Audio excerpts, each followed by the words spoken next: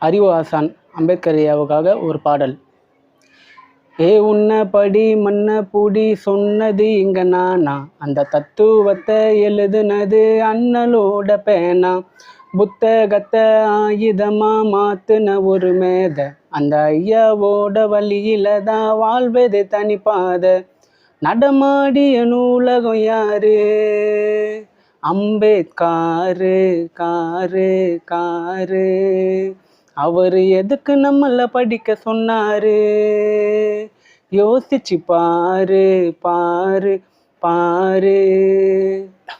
துரோகத்தை பண்ணாங்க துரோகத்தை, அதெல்லாம் வெளியே சொல்லி பேசினாரு நியாயத்தை.